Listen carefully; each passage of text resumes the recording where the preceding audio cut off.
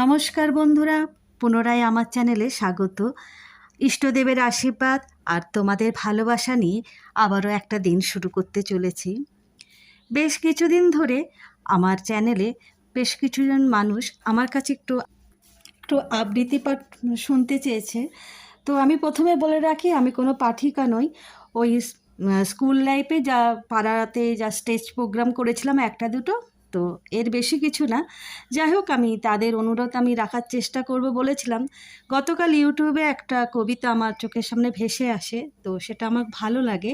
তো যাই হোক, আমি সেখান থেকে কয়েকটা লাইন তোমাদের শোনাচ্ছি। তাহলে চলো।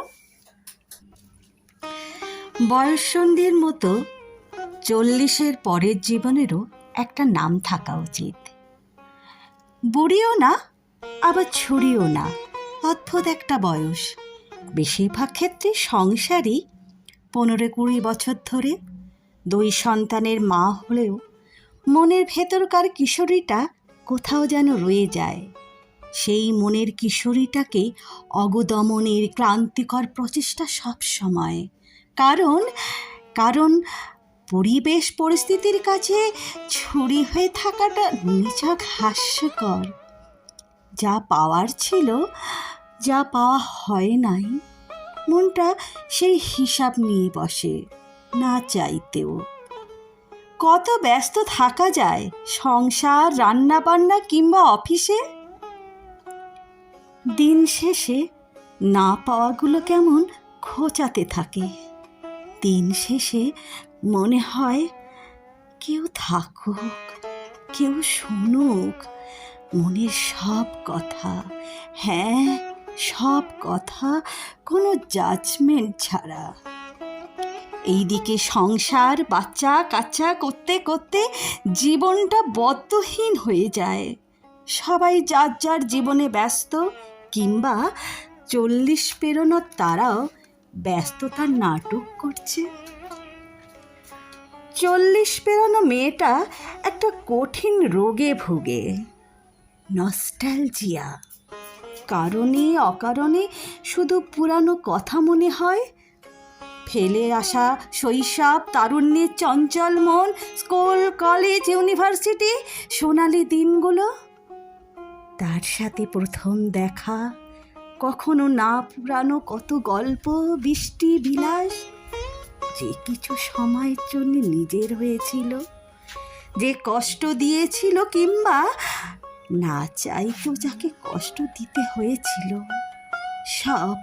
সব মনে পড়ে যায় সময়ে অসময়ে।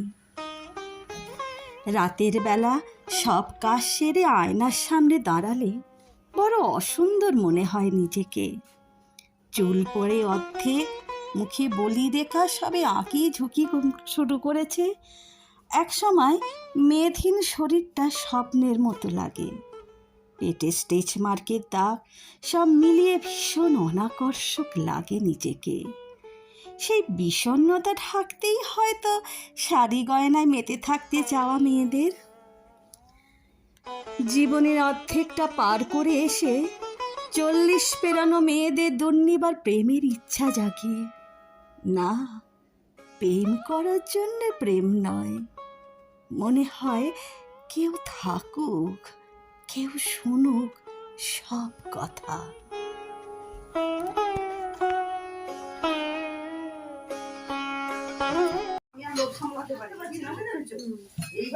তো বন্ধুরা, অনেকক্ষণ অনেক ভারী ভারী কথা বলেছি। তো দেখতে পেলে গাছে মানে স্প্রে করলাম, ওষুধ দিলাম।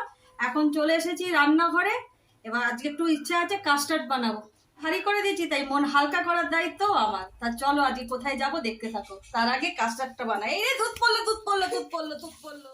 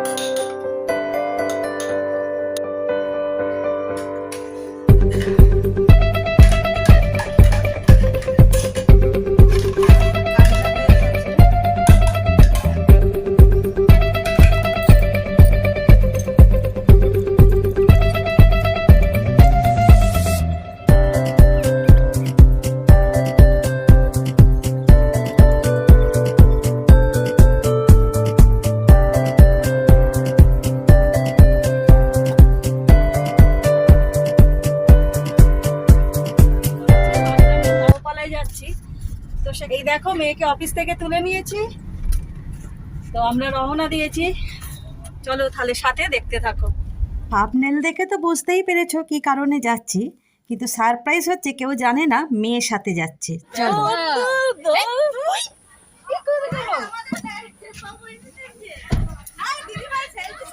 বন্ধুরা, আজকের ব্লগটা আমি আবার এখান থেকে শুরু করছি। তো চলো আমরা দেখতে চলেছি কোথায় আমরা পৌঁছে গেছি। দেখো, হ্যাঁ আমরা এখন চলে এসেছি পান্তিরির থেকে। তো চলো। আরে সব পরিচয় টরিচয় করবে, এটাকে কি করবে? রুমে রাখতে পারবে। এগুলো আমার বান্ধবী। আপনাকে ভাবছি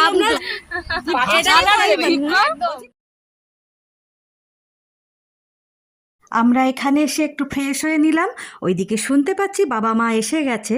তো বাবা মা তো জানে না পিউ এসেছে বলে, কারণ ওর তো আসার ঠিক ছিল না। আমি আসবো সেটা জানে। তো চলো বাবা মাকে একটা বড় ধরনের একটা সারপ্রাইজ দিয়ে দিই।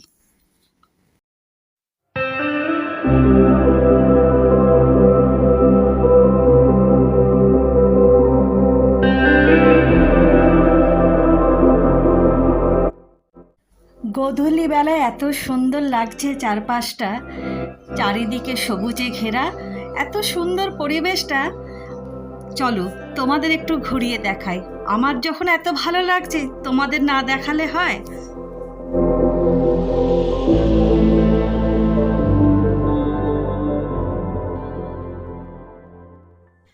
ওই দেখো আমার মা দৌড়ে দৌড়ে আসছে, যেই পিউকে দেখেছে খুশি হয়ে গেছে।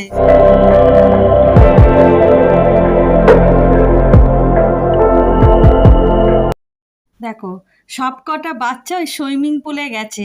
বার্থডে বয় দেখেছো এরকম নেমেছে। এইদিকে দেখো বাবাও আমাকে দেখে অবাক হয়ে গেছে। যাই হোক, তাহলে চলো সুইমিং পুলের দিকে যাওয়া যাক।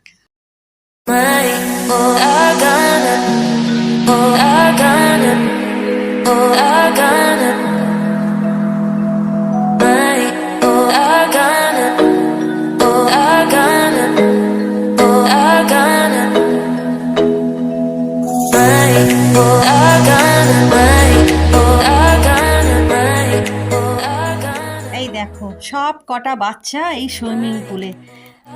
এই জল দেখে তো আমারই তো নেমে পড়তে ইচ্ছা করছে।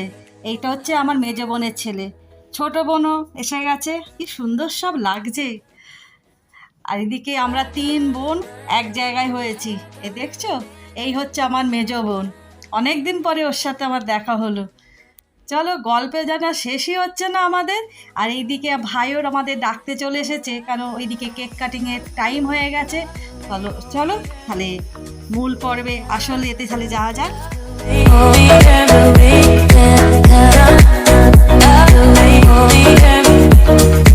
নমস্কার সবাই, এইদিকে একটু তাকালে ভালো হয়। আজকে শুভ সন্ধ্যায়, আজকে আমাদের স্যান্ডি বাবার জন্মদিনে আমরা সবাই সেলিব্রেট করতে চলেছি। তো আজকের প্রথম অধিবেশন আমাদের ঝুমা দত্ত একটা গান করে শোনাবে।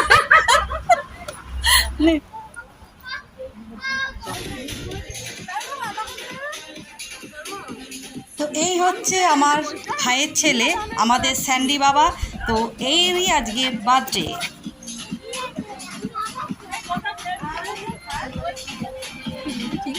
তো দেখতেই পাচ্ছ অনুষ্ঠান পর্ব আমাদের শুরু হয়ে গেছে।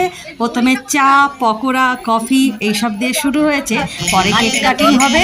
তো রীতিমতো আমাদের হাসি ঠাট্টা হই হই সবই চলছে। আর আজকের আমার ক্যামেরাটা ধরেছে আমার বাবা। এটাই হচ্ছে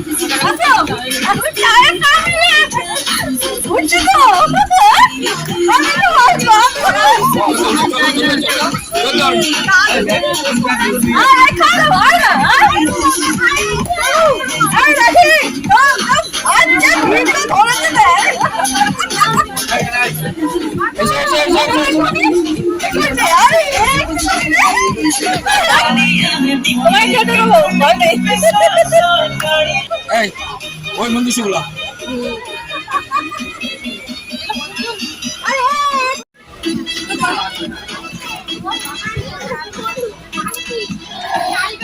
না না, ডান্স ডান্স ডান্স হবে। নে নে নে জালি দিয়ে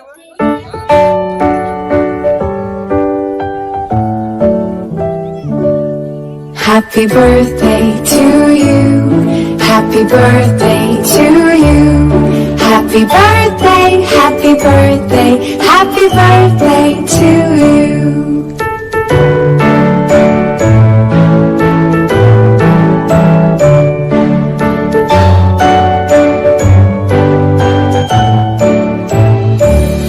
Happy birthday to you.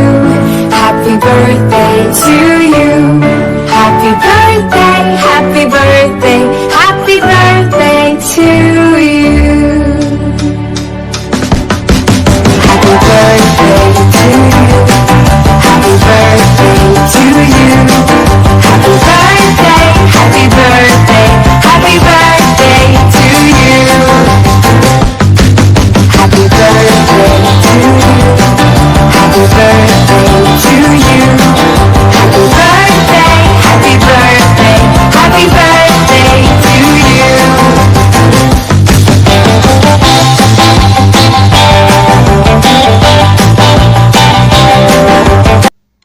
চারিদিকের পরিবেশটা এত সুন্দর লাগছে। যাই হোক, কেক কাটিংয়ের পরে সবাই একটু রিল্যাক্স করছে, যে যার মতো টাইম স্পেন্ড করছে। কেউ মানে সেলফি তুলছে, কেউ বা বসে গল্প করছে, কেউ বা দোলনা চড়ছে। মানে চারিদিকে পরিবেশটা এত সুন্দর লাগছে।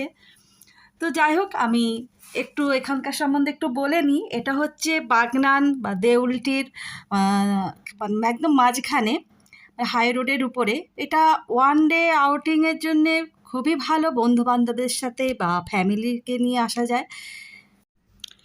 তাছাড়া এখানে কাছেই হচ্ছে শরৎচন্দ্রের বাড়ি রয়েছে, তো সেখানেও একটা দর্শনীয় স্থান।